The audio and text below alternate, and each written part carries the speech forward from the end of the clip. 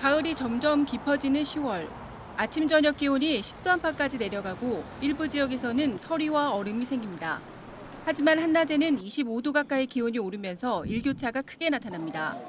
이번 주 서울은 일교차가 10도 안팎으로 예상되지만 파주와 철원, 거창 등 일부 지역은 아침 기온이 한 자릿수로 내려가 아침과 낮의 기온차가 무려 15도 가까이 나겠습니다.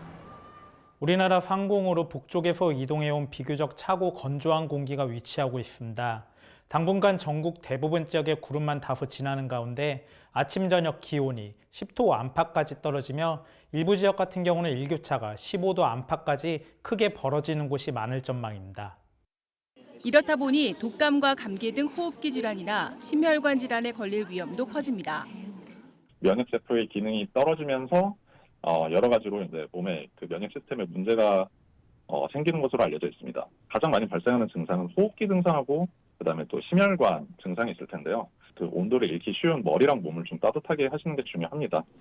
기온이 떨어지는 아침과 저녁은 모자를 쓰거나 얇은 옷 여러 벌로 체온 조절을 해주는 것이 좋습니다. 샤워나 목욕을 할 때는 너무 뜨거운 물보다 40도 이하의 물을 이용하고 밖으로 나오기 전에는 미지근한 물로 체온을 내리고 나오는 게 중요합니다. 특히 호흡기 질환이 늘어날 때는 기관지가 마르지 않도록 미지근한 물을 조금씩 자주 마셔야 합니다.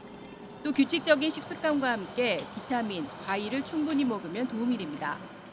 블루베리라든지 이런 류의 과일을 섭취하시면 좋고 또한 신선한 채소를 가능하면 몇 끼 섭취해 주시면 좋습니다.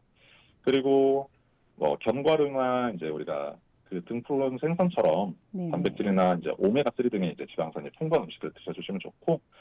전문가들은 일교차가 큰 가을에도 규칙적으로 운동하는 것이 좋은데 너무 이른 새벽보다 해가 뜬 뒤인 오전 10시 이후 하루 30분 이상, 일주일에 3번 이상 하는 것이 좋다고 조언했습니다.